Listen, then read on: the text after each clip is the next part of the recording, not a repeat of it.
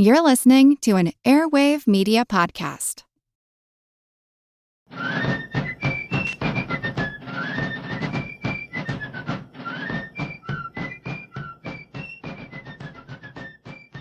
Hello, and thank you for joining the American Revolution. This week, episode 376, The Battle of Wabash. In late 1791, the U.S. Army faced its first real challenge in battle. The stakes were whether the Ohio Territory would become part of the United States or remain Indian Territory. The Ohio Territory was seen as the future of the United States. Congress was counting on land sales there to help finance the federal government and to help pay off all its war debts. The Northwest Ordinance had divided up the land and outlined how it would be auctioned and sold to settlers moving into the territory. Virginia had already begun settling veterans on land north of the Ohio River. The Ohio Company had established Marietta in 1788 and began selling land and settling the territory. Arthur Sinclair had been appointed as governor of the Northwest Territory. To the extent the U.S. had any army at all, almost all of it was located in Marietta, with the purpose of making sure the settlement proceeded as planned and for purposes of Indian pacification. As I mentioned back in episode 359, Lieutenant Colonel Josiah Harmar remained in command of the U.S. Army. Back in episode 336, we covered how the U.S. had entered into a series of treaties in 1785, giving it legal possession of most of the Ohio Territory. Many of the Indians who lived there, however, did not recognize the validity of those treaties and were determined to keep the Americans from settling on their side of the Ohio River. One of the leaders of this resistance was Miami War Chief Michiganaqua, also known as Little Turtle. I discussed Little Turtle back in episode 271 when he intercepted a force of French soldiers that were trying to advance through his territory toward Detroit in 1780. At that time, his warriors massacred the soldiers. Prisoners were tortured, mutilated, and burned alive, with a few released so they could tell the story. The purpose of this was as a warning to stay out of Miami territory. Little Turtle received some British support in his efforts to keep the Americans out of his territory.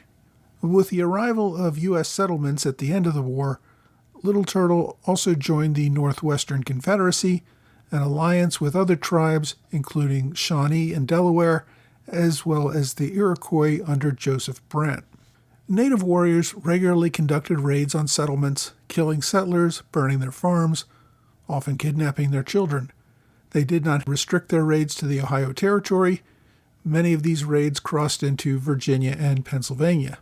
Colonel Harmar, or actually I guess General Harmar now because he did receive a brevet as a brigadier general, and his officers regularly met with tribal leaders in hopes of establishing diplomatic understandings or trade agreements. The Army did not report engaging in any attacks on Indians.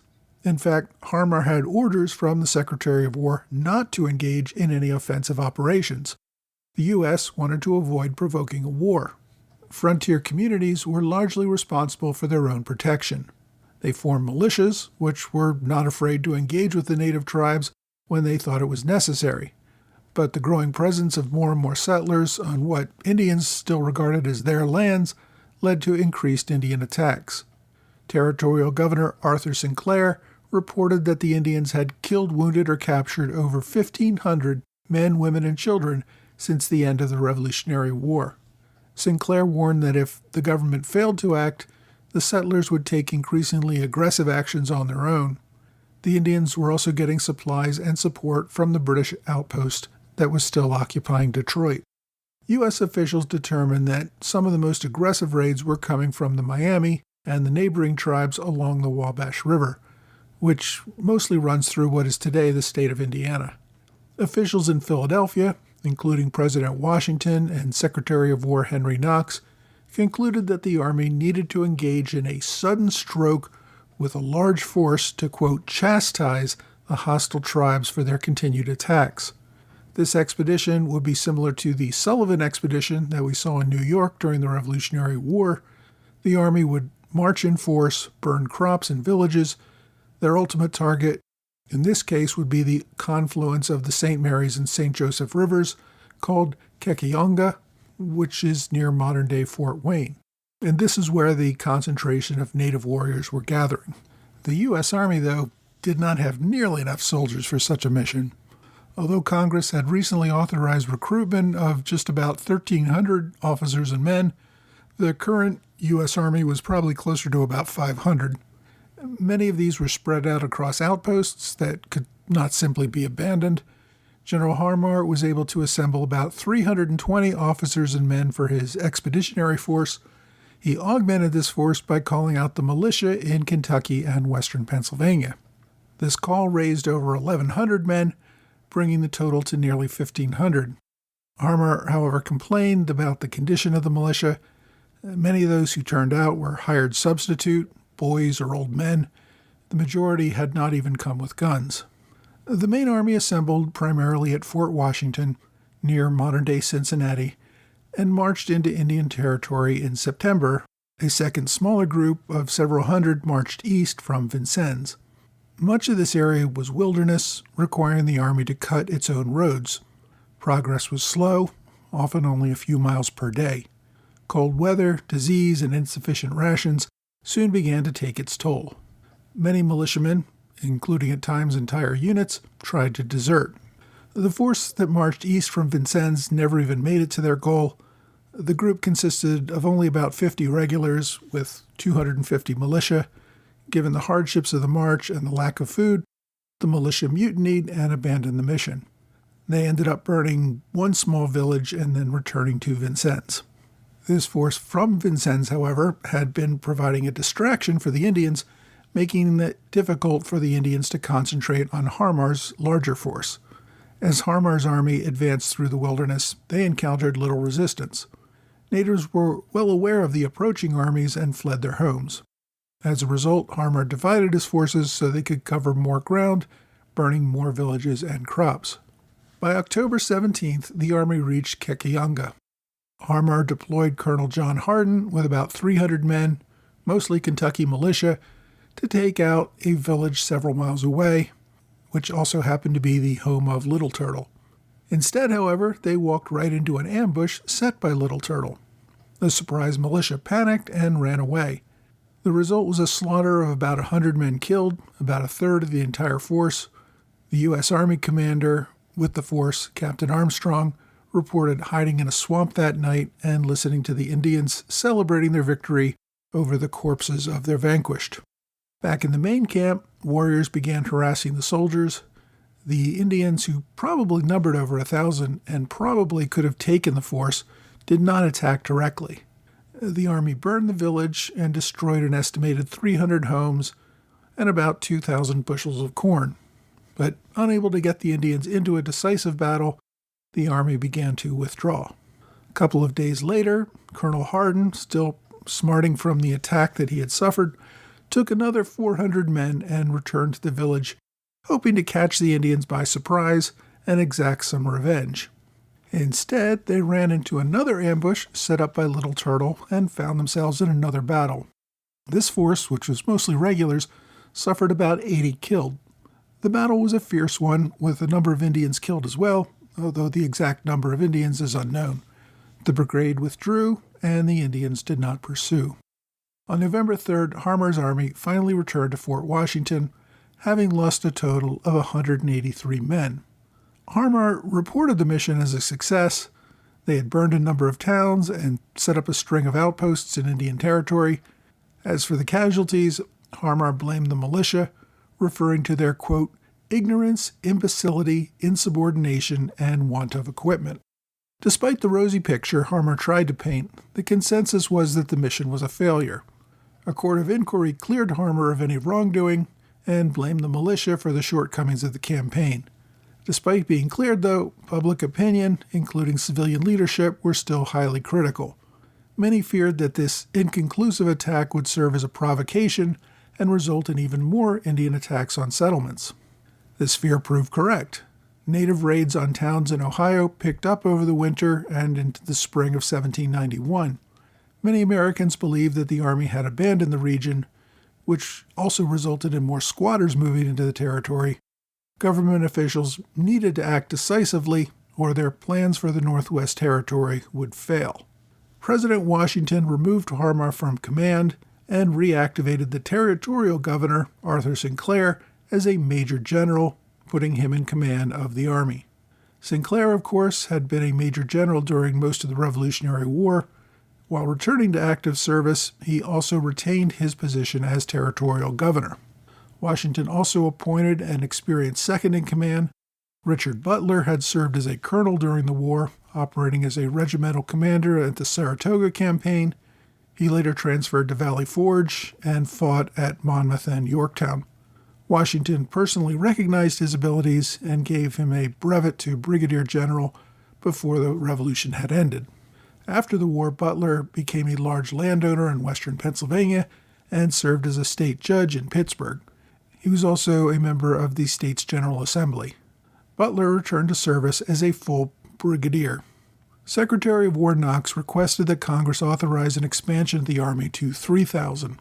The final law passed by Congress authorized a second regiment of 912 men, as well as 2,000 short-term enlistments, and also to call out the militia for 6 months. Another former Continental general, Charles Scott, also took command of a militia army from Kentucky. Scott's first experience fighting Indians had been in the Braddock Campaign of 1755, along with George Washington and others. After the war, Scott had moved into the Kentucky Territory to take his share of veterans' land. 2 of his adult sons had been killed by Indians, one of them during Harmar's expedition. The goal of this overwhelming force was to impress on the Indians and others the power of the U.S. Army and the futility of resistance. The goal, once again, was to burn Indian villages and focus on the target at the center of the Wabash Territory, controlled primarily by the Miami Indians who had defeated Harmar. There was some opposition. Thomas Jefferson feared that the action would create a permanent need for a larger standing army and would increase the national debt. In an effort to resolve the issue, Washington agreed to send an emissary, Chief Corn Planter of the Iroquois, along with Colonel Thomas Proctor, who had been a Continental officer who had fought in the Sullivan Campaign against the Iroquois. The goal of these 2 men was to convince the Western tribes to accept peace, or else, as Knox put it, they would, quote, send forth such number of warriors as would drive you entirely of the country, resulting in, quote, absolute destruction to you, your women, and your children. In the end, Corn Planter refused to go, and Proctor ended up needing help getting across Lake Erie, which British officials refused to allow. There were a few other half-hearted attempts to make diplomatic overtures, but none of these had any impact. The consensus was that they needed to display overwhelming force before the Indians would come to heel. Now, the initial plan had been to organize the military campaign in the spring and for the expedition to embark in July. Sinclair had returned to Philadelphia for consultations and left for the West a few weeks after Congress passed the law authorizing their larger army in March of 1791. Sinclair, however, was sick with gout and found it hard to travel. He didn't reach Fort Washington until mid-May, and when he got there, he found only about 150 regulars present and fit for duty. Sinclair's first action was to deploy about 500 mounted Kentucky militia to attack and distract the Indians from his primary target. The commander of this secondary force was the former Continental Colonel James Wilkinson. You may recall Wilkinson from the Revolution when he was an aide to General Horatio Gates. Wilkinson had to resign in 1778 for his role in the Conway Cabal. He later served 2 years as the Continental Army's clothier general, but also had to resign from that position as well, generally being considered a failure. After the war, Wilkinson moved to the Kentucky Territory, where he was a leader in the effort to separate the territory from Virginia. He strongly opposed ratification of the Constitution and was much more interested in having an independent state of Kentucky. What most people did not know at the time was that after Virginia ratified the Constitution, Wilkinson traveled to meet with the Spanish governor in New Orleans. His aim was to make a deal that would make Kentucky part of the Spanish Empire, and for his service he would receive a grant of 60,000 acres. While Spain was not fully ready to put such an ambitious plan into effect, they did begin providing funds to Wilkinson for him to act as a Spanish agent. For now, though, Wilkinson's interests aligned with the United States. He wanted to stop the Indian raids on Kentucky. Wilkinson and the Kentucky militia rode out in May toward the Wabash Valley. At first he marched toward Kekianga, but that was a feint. He then rode his army west, attacking villages further south along the Wabash River. His attack in one village surprised the residents. His soldiers managed to kill 6 men, 2 women, and 1 child. He also captured 38 prisoners. Among those captured was Little Turtle's daughter and grandchild. He continued his rampage on a series of towns through August, burning homes and destroying crops. After deciding his work was done, Wilkinson and his militia returned to their homes in Kentucky. Wilkinson's raids were supposed to be a distraction while St. Clair's main force made its attack. But the main army waited and waited and waited at Fort Washington. It wasn't until September that General Butler arrived with the additional regulars. The army set out soon after, but again moving slow as they cut their way through the wilderness. To speed up the process, Butler abandoned St. Clair's orders to cut 2 parallel lines for the army and instead focused on just one. When St. Clair joined the army a few days later, he reprimanded Butler for violating his orders. The result was a rift between this first and second in command of the army, and the 2 men refused to speak to one another for the remainder of the campaign. By October 12th, the army reached Fort Jefferson, one of the outposts established by the Harmar expedition. This was less than half the distance of the 150-mile march to Kekianga. By the time they got there, though, frost was killing the forage, and a lack of supplies was causing food shortages for the army. St. Clair's gout got so bad that he could no longer ride a horse. He continued on in a litter carried between 2 horses. After 60 of the Kentucky militia that were still with the main force deserted, St. Clair had to send about 300 soldiers to go after them. St. Clair feared the deserters might capture the food supply wagons that the army so desperately needed. St. Clair had left Fort Washington with over 2,400 men. By the end of October, he had less than 2,000. By deploying a regiment to go after the deserters, he had at most 1,700 men in the main body, although some estimates say this was as few as 1,400. There were also several hundred camp followers, women and children who were related to the soldiers. On November 3rd, the army reached the Wabash River and established a camp. There had been no organized enemy, and they didn't bother to set up any real defenses. There was, however, a large force of Indians in the region. The Wilkinson expedition, a few months earlier, had motivated the tribes to form an army of their own. Led by Little Turtle and the Shawnee chief Blue Jacket, the Indian army consisted of between 1,100 and 1,400 warriors. At around dawn the following morning, the Indians attacked the camp. The surprise attack was devastating. Most of the militia fled immediately.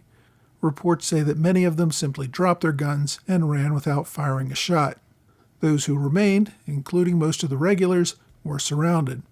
The Indian warriors overran the artillery and killed the soldiers manning those guns.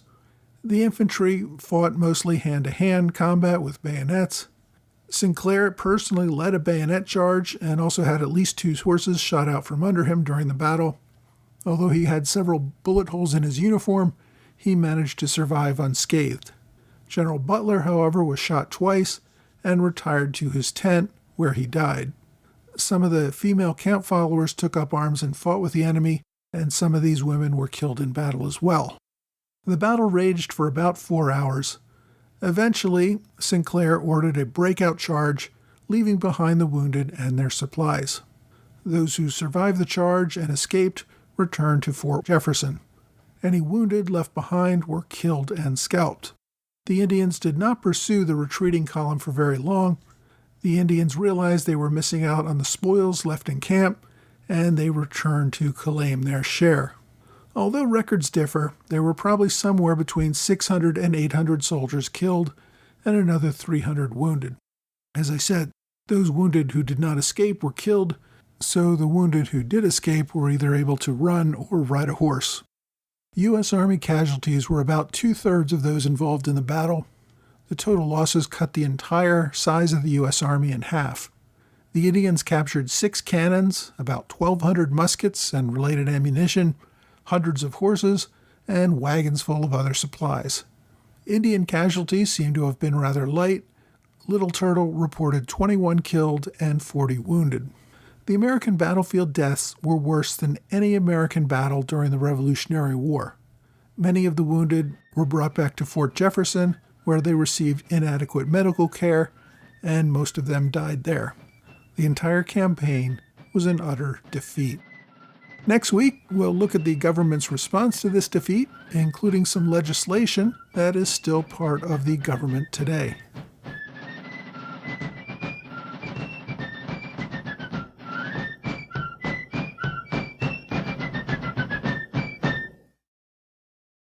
Hey, thanks for joining the American Revolution Podcast After Show, part of the Airwave Media Network. Thanks to my Patreon supporters in the Alexander Hamilton Club, George Davis, Michael Mulhern, Mitchell Anderson, and Gordon Kemp. Thanks to Robert Morris Circle supporters, Anthony McGinnis and Keith Mello. And welcome also to Justin Vaughn, who joined at the standard bearer level on Patreon. This week is your last chance to get on my list for limited edition magnets that I will be sending out in 2026 to all of my supporters on Patreon at the $10 level or higher. If you want to collect all 12, I need to hear from you this week. If you don't want to have an ongoing subscription on Patreon, I'm also very much appreciative of one-time gifts. There are links to PayPal and Venmo at the bottom of each blog episode and in the show notes. This week we covered the Battle of Wabash, also known as St. Clair's Defeat. The battle resulted in more battlefield deaths for American soldiers than any battle in the American Revolution, and in fact, any American battle in history up to the Civil War. One of the few heroic stories to come out of the Battle of the Wabash involved a woman known at the time as Red-Headed Nance. She was said to have bashed an attacking Indian in the head with a frying pan. She did this with one hand while holding her baby in the other, and this allowed her to escape the attack. The incident appears to have some truth to it. Nance was actually a woman named Catherine Miller, the wife of Private Horace Miller. Her nickname was Nance, and she did have red hair. Although she was one of 3 women to escape the battle, she did lose her child during the escape. She spent years searching for her baby, who reportedly survived and was raised by the Wyandot Indians. Another survivor's story captures the grim nature of the retreat. 18-year-old William Kennan was part of the flight after St. Clair's defeat. He reported helping a comrade with a broken leg. He couldn't get anyone on horseback to stop and help them as they were all fleeing. The wounded comrade was slowing him down and the Indians were pursuing.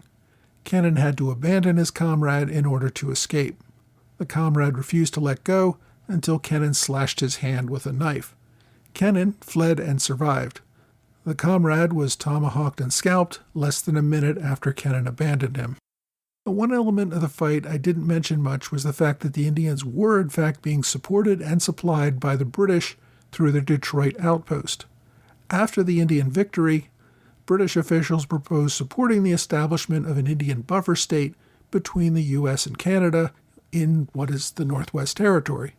Britain eventually canceled this idea after Britain went to war with France a few years later and wanted to remain on better terms with the U.S. I also mentioned that General Richard Butler was killed in the battle. He was the first U.S. Army general to be killed in a battle, or to die at all for that matter. Butler County, Ohio, and Butler County, Pennsylvania, as well as the city of Butler in Pennsylvania, are all named in his honor. It took about 6 weeks for word of the defeat to reach Philadelphia in mid-December. According to an account left by Tobias Lear years later, President Washington received the news while at dinner. He read the note, then returned to the table and continued on with his meal as if nothing had happened. After the guests left, the president had one of his rare outbursts, criticizing Sinclair for the failure to defend against a surprise attack while camping in Indian Territory. After getting it out of his system, Washington asked Lear to keep the comments private. At a later cabinet meeting, the consensus seemed to be that the government needed to rely less on militia and had to commit to a larger standing army. Sinclair, however, would not lead that army. When Sinclair finally arrived in January 1792, the president received him and listened to his account. Sinclair asked to retain his command until a court of inquiry could review his actions. President Washington, however, refused and asked for his immediate resignation. Sinclair remained as governor of the Northwest Territory, but he did leave the Army, and he would remain as governor for another decade. When Congress began investigating the incident, it requested that President Washington and his cabinet turn over papers related to their discussions about the events. President Washington refused to comply. It was the first ever assertion of executive privilege. Washington argued that private deliberations with his cabinet needed to be kept private, or he could not rely on candid discussions in the future. Washington would get a larger standing army. This second loss only encouraged more Indian resistance and would need to get an even more powerful response. Another army led by General Anthony Wayne would lead yet another campaign the following year, but that is a story for a future episode. Two important pieces of legislation came out of this crisis, and I'll discuss them in more detail next week. One was the law that greatly expanded the U.S. Army, creating what was called the Legion of the United States. The other was the Militia Act, which gives the president the authority to call out the militia in times of emergencies. That one has actually been in the news lately, as the current administration has been trying to make use of it, and we'll get into the details of that law also next week. There are several great books on this topic. I've listed several of them in my sources that are listed in the blog entry for this episode, but my book recommendation this week is War Along the Wabash, the Ohio Indian Confederacy's Destruction of the U.S. Army, 1791, by Stephen Locke. The author is a retired curator of history for the Ohio Historical Society and also a history teacher. It's a good book, gives a comprehensive view of everything that took place in this campaign. So if you want to read more details, get War Along the Wabash by Stephen Locke. Now, one part that book covers rather lightly is the Harmar Expedition of 1790. So if the Harmar Expedition in particular interests you, my online recommendation is a paper from the School of Advanced Military Studies called Our Loss Was Heavy, Brigadier General Josiah Harmar's Kekianga Campaign of 1790. This document gives a good summary of the campaign, followed by an extensive military analysis. If that interests you, as always, I've included direct links to this document on my blog and in the show notes.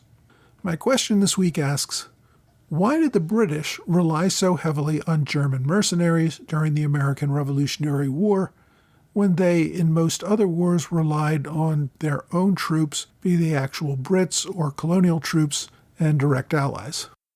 Well, Britain did rely on European allies in most earlier wars because those wars were being fought in Europe and the allies had a direct personal interest. These allies had no interest in trying to crush a colonial rebellion half a world away in America.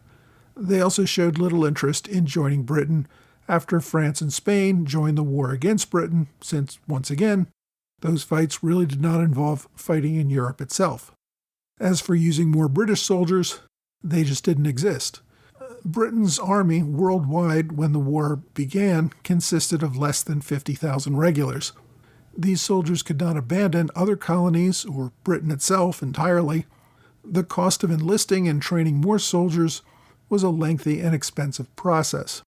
It was much cheaper and faster to hire German soldiers who were already trained and ready for action. And since those soldiers were paid less, even after paying their governments, the cost was significantly cheaper. These German-speaking troops were the traditional allies of Britain. Reminder that King George was himself German and still the leader of the state of Hanover. Britain also did not traditionally move soldiers native to other colonial parts of the empire at this time. It did not have much of anything in places like Australia. Canada was also unreliable and not very heavily populated. India was still very divided, and any pro-British troops there were needed for the fight that was going on there. There weren't any large numbers of colonial armies in other areas that were available. Britain had really expected that larger numbers of loyalist regiments would be raised in America. While they did raise some, they did not get nearly the numbers they expected or needed. Britain had also relied on Native American support, and that also did not get nearly as much help as they had hoped. King George did use some of his Hanoverian soldiers to man other British outposts, thus freeing up more regulars to go to America. As the war progressed, Britain did increase its recruitment. By the end of the war, the number of British regulars worldwide had more than doubled to over 100,000. Total forces in the field, including Hessians and other activated colonial armies, was over 150,000. The British, however, expected this rebellion to be short-lived, probably over in a year. Renting Hessians at the time actually cost less than paying regular soldiers, and they were already trained and ready to fight. If you have a question you'd like me to answer, please reach out to me either via email or on X, Facebook, Quora, or Reddit. Well, that's all for this week. I hope you will join me again next week for another American Revolution podcast.